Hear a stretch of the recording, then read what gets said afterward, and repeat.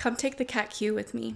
So some of you may be wondering what the 𝗓𝗄𝐿 even is. 𝗓𝗄𝐿 in short stands for the Camouflaging Autistic Traits Questionnaire, which is essentially a very useful and insightful self-report measure that you can use to further understand how you yourself may camouflage socially. This tool may be used to help identify autistic individuals who do not stereotypically meet the diagnostic criteria. As someone who took this test prior to getting assessed and clinically diagnosed with autism, seeing how highly I scored on the 𝗓𝗄𝐿 was extremely eye-opening for me. And it was essential to me understanding my own autism. It helped me realize just how much I was masking. Because of this test, I was able to more easily understand why so many individuals, including medical professionals, tended to discount my autism. And honestly, what is life but a never-ending learning experience of who you are outside of other people's perceptions of you, but also trying to understand why people have their perceptions of you. And if you're someone who is looking to understand your masks a little bit more, stick around to the end and watch the video I made where I help you guys discover your masks.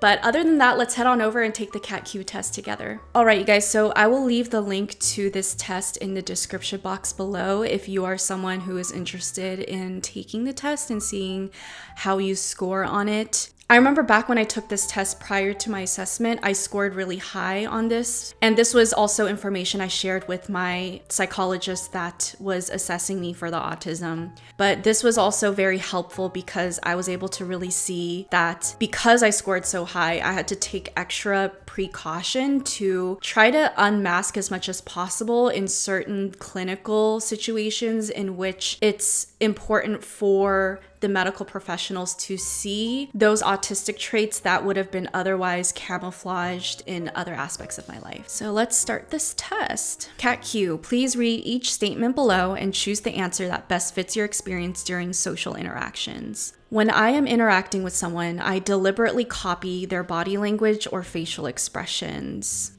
I agree. I may not copy it well, I must say, because I do struggle with having flat affect and being very monotone, but I do notice that I'm always paying attention to how someone is talking, their tone of voice, facial expressions, body language, and I always feel super self-conscious when I'm trying to mirror it back, but it just doesn't come out the way that I want it to, and it seems very inaccurate, and I get really self-conscious about that, especially if the person is stereotypically a little bit more expressive. I monitor my body language or facial expressions so that I appear relaxed. I strongly agree with that. A lot of the times when people are asking me if I'm anxious, specifically when I go to doctor's appointments and they take my blood pressure, heart rate, and all that stuff, they always are so surprised to see how high it is because I look so calm on the surface. And I remember sometimes the nurses would say things like, "Are you anxious right now?" And I would just be like, "No, I don't think so." But in reality, I have become so used to trying to look and appear as if I'm relaxed when in reality, I'm just like buzzing inside and extremely uncomfortable. I rarely feel the need to put on an act in order to get through a social situation. I strongly disagree. I have developed a script to follow in social situations. I strongly agree. Why is that so hard to say? I will repeat phrases that I have heard others say in the exact same way that I first heard them. I agree with this. When I start to spend a lot of time with someone else, I notice I start to talk in the same ways and also laugh in the same ways and things like that. I start to pick up on those mannerisms. I adjust my body language or facial expressions so that I appear interested by the person I am interacting with. I agree with this. During a conversation or interaction with someone, I'm cognizant of how I'm making them feel and how I want to make them feel, and I have to manage that. I think as you guys will see me take this test more and more, you will come to realize that socially interacting is a manual experience. And I talk about this all the time in my other videos. Sometimes people think that a social deficit means that you cannot function in social interaction. And this test is for those of us who can actually function in social interaction and can seem as if it's easy for us and we're capable of it. But the thing is that for people like us, it's a manual experience. So, for example, you can't really put your car on cruise control and just maneuver through interactions. You have to constantly be aware of all of these types of things in order to make an interaction go smoothly. And that's why a lot of the times for us, we have social anxiety, but it may not seem like we do. Or we may enjoy ourselves in a social interaction, but it's still tiring. And it's because of this process right here. In social situations, I feel like I'm performing rather than being myself. I would say I agree, because I can never just be myself. Even though I may be doing things and saying things that I genuinely agree with and is me, I have to be cognizant of how I word it or how I look and everything like that, and evaluate whether or not it's appropriate to say it at a certain time or in a certain way. I can't just be myself 100%. Who I am at home on my own is different than how I am in front of other people. In my own social interactions, I use behaviors that I have learned from watching other people interacting. I strongly agree. I think this is why on my own time, I'm constantly ingesting content, whether that's on YouTube, whether that's through movies or TV shows, because I'm constantly observing how others are and how they interact with each other in order for me to understand social cues a lot better and psychology of other people a lot better. And sometimes when I do find a TV show or a person online that I really resonate with, it does provide a deep sense of comfort for me, because I can really truly mirror how they react in certain situations and understand that those reactions are okay and feel good about it because they exhibit it themselves. I always think about the impression I make on other people. I strongly agree with this. After every single social interaction, whether it's a long interaction or whether it's a very short interaction with a stranger, I'm constantly walking away evaluating how I performed within that social interaction, whether it was good and I could feel proud of myself, or whether or not it was bad and how I need to improve the next time. I need the support of other people in order to socialize. I somewhat agree. It's either or. So sometimes in social interactions, especially in group interactions, I actually would prefer to have a safety blanket there. Usually it's a more outgoing, extroverted person, so that I could kind of just follow them in a social interaction and let them talk to other people, and I could come in and out when I want to. But I do notice that when I'm just in a social situation where it could be a lot more of one-on-one conversations, I actually prefer to be by myself, because when I meet someone and I conversate with them, I prefer to just be in control of the conversation and what I want to ask and how we talk to each other. Whereas if someone else was with me, I have to take into account this person and how to integrate all three of us within a conversation. And that's just a lot more work. I have a harder time doing that, like multitasking in that way. So when it comes to one-on-one conversations, I actually prefer it to be one-on-one and not have other people to depend on. But in group situations, I actually do prefer someone to be there so I could have the privilege of coming in and out of the interaction as I please. I practice my facial expressions and body language to make sure they look natural. I agree with this. This is something I did a lot when I was in middle school and high school. I found myself always in front of the mirror, almost like studying my facial expressions and seeing what to do and how it looks so that I can have a mental picture in my head when I was out socializing with how I need to respond facially to certain scenarios. I've come to realize before I knew I was autistic, I actually would feel a deep sense of failure when it came to facial expressions and body language, because I understood that I couldn't mimic or mirror or express my facial expressions or body language in the ways that I wanted to and in the ways that other people could understand. I always got feedback from other people that I was so rigid, and it made it hard for others, especially women, to feel comfortable around me. They always thought that I was angry. They always thought that I was mad at them or something like that. And I felt this sense of not being able to get other people to understand what I was actually feeling and thinking because my outer appearance wasn't able to express that as much. Something that kind of ties into this is that I always felt like I could express myself more accurately on text because I could rely on emojis to express my things, and I couldn't rely on my facial expressions to do that because my facial expressions kind of just stay the same. And even if I tried to do a facial expression, I felt like it was just super unnatural and didn't feel right. I don't feel the need to make eye contact with other people if I don't want to. This one's hard. I would say I would disagree with this one because I've always been very conscious of making eye contact with people when I'm talking to them.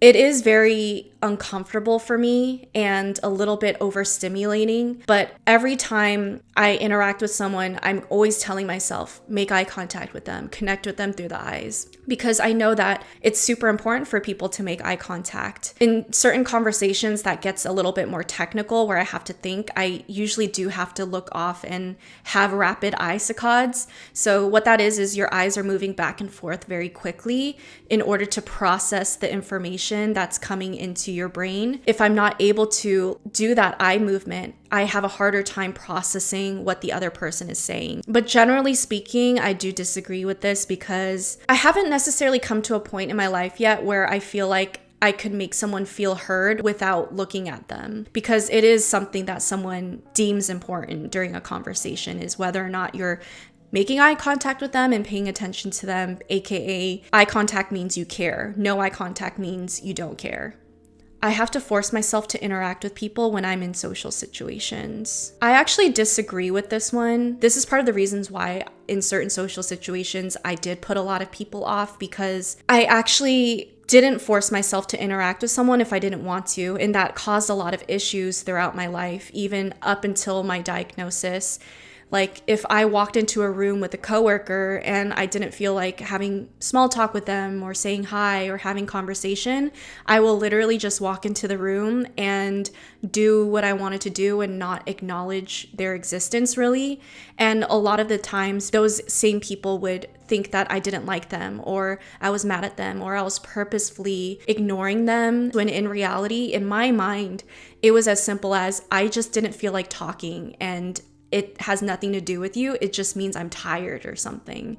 And likewise, I didn't understand that concept because you could still dislike someone and make small talk with them all the time. Just because you acknowledge someone and talk with them doesn't mean you like them or dislike them, you know? That stuff never made sense to me. I have tried to improve my understanding of social skills by watching other people. Agree. In social interactions, especially with more than one person, and I can afford to take a step back and observe, I always end up in the observer situation, almost to a point where I don't interact at all. And I'm just like keeping track of what everyone's saying and how they're saying it. And I have a hard time jumping in because I'm just like trying to understand what's going on. And that's one very prominent thing that I first realized was just this general feeling of confusion that I always had in every social situation, and how I always had to watch people and how they interact because I was confused. I monitor my body language or facial expressions so that I appear interested by the person I am interacting with. I agree. I feel like a lot of the times for autistics who camouflage very highly, we're constantly thinking about whether or not we're going to offend someone else.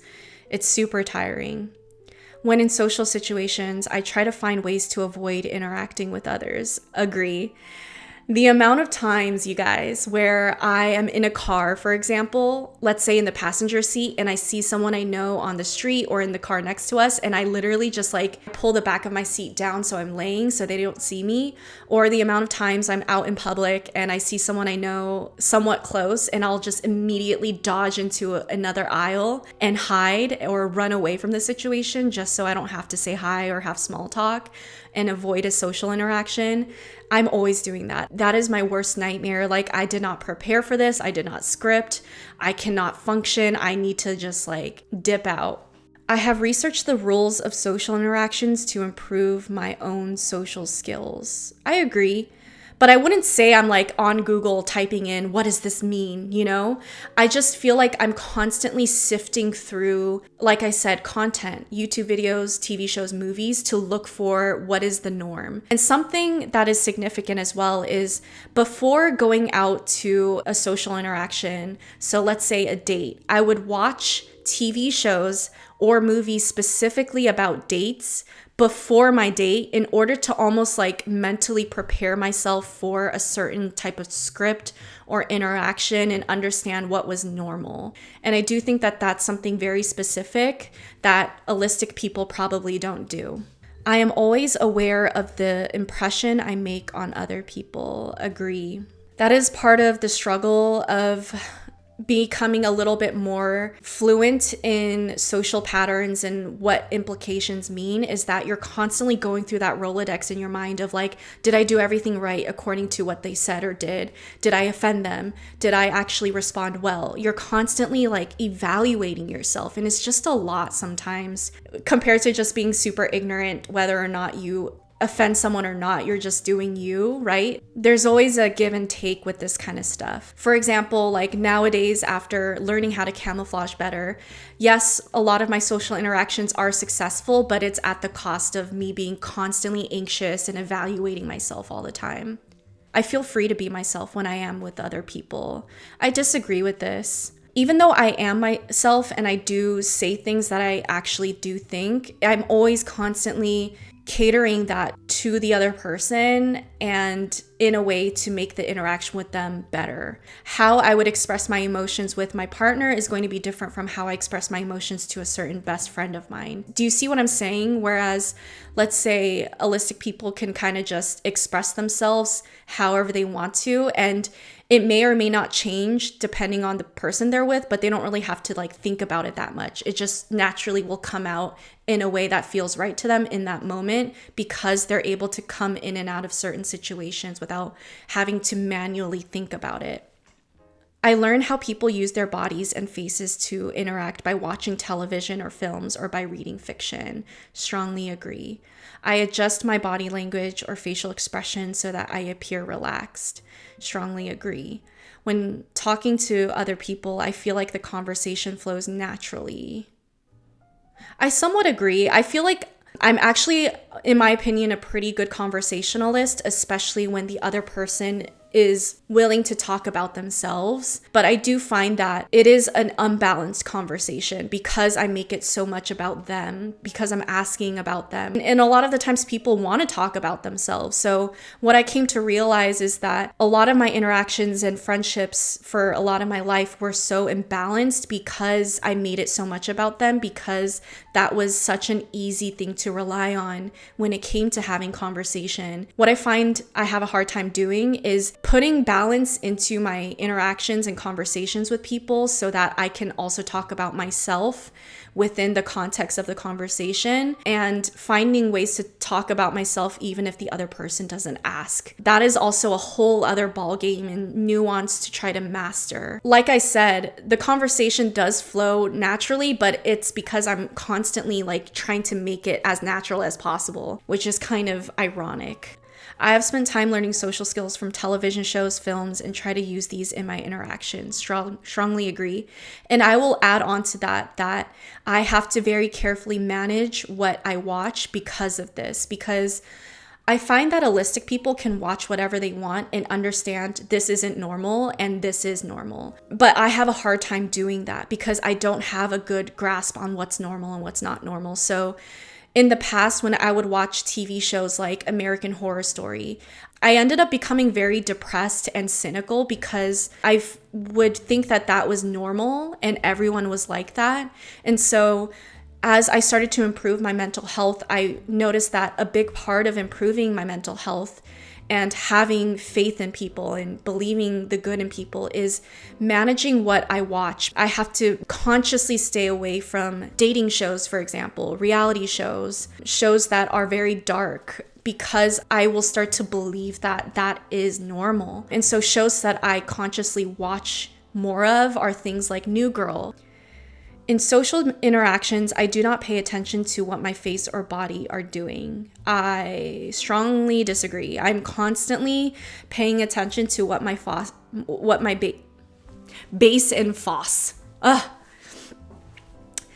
I'm constantly paying attention to what my face and body are doing, even my voice. It doesn't mean I'm good at changing it, but it means I'm just consciously aware of it. Like, oh my God, I sound so monotone. Oh my God, I seem so like serious, when in reality, I'm like having the time of my life. There's that disconnect, and this will vary depending on your specific type of spectrum. So some autistics are really good at being animated and stuff, almost to a point of exaggeration, almost like a cartoon character. And then there's autistics who may be in the middle, who manage their facial expressions to look as if they're realistic, and they're really good at mimicking a normal amount of expression. And then there's autistics like me who may be aware of what normal expressions are, but have a hard time mimicking it anyways. And then I'm sure there's autistics who are completely unaware of what expressions are normal and don't even care to try. In social situations, I feel like I am pretending to be normal. I strongly agree. And sometimes I feel like there's many situations where I'm pretending to be normal, and I realize that the normal I chose for that situation was wrong. And so there's other normals for that situation, but I don't necessarily know what that normal is yet because I haven't previously observed it or practiced it. So my normal is very set in tone for specific situations. But as soon as you put me in a different situation, that normal is not normal anymore. So I can only fit certain molds and spaces and be deemed as normal, if that makes sense. And that's part of like the rigidity of autism and social interactions. So I'm scoring my results. My total is 151. I scored 58 on compensation, 51 on masking, and 42 on assimilation. Average scores. A total score of 100 or above indicates you camouflage autistic traits, but other than knowing the threshold, making sense of your scores can be challenging. It may be helpful to compare your results to average scores of autistics and non-autistics. What this says is that if you score 100 or above, it indicates that you camouflage autistic traits. As you can see, I scored 151, so that's well above 100. And it says that the highest scores are denoted by a star. So the highest score for females total would be 124.35, and I scored 151. So my score is higher than a high score. For masking, the highest score is 37.87, and as you can see, I scored 51, which is well above 37. And then assimilation is 44.63, and I scored 42. I guess what that tells me is that in certain situations, I don't care to assimilate when normally people should care how they assimilate. And this is an interesting piece of information. Surprisingly, neurotypical females camouflage the least. So neurotypical females are more expressive, I guess, is what it's saying. A neurotypical female would usually score like 90 points, and my score was 150. So, you could see the differences. It says here, autistic males and autistic non-binary people mask less than neurotypical counterparts, but do score higher in compensation and assimilation. It's also interesting that autistic men don't camouflage much more than neurotypical men. The same is true for non-binary people.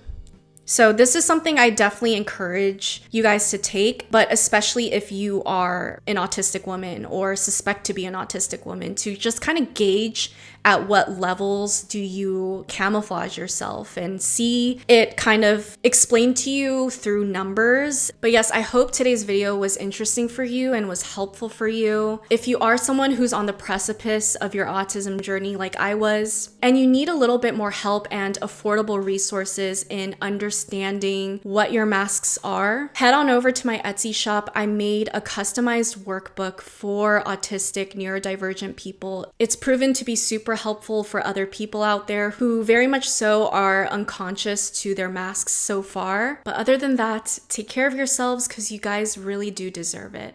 See you guys on next week's video.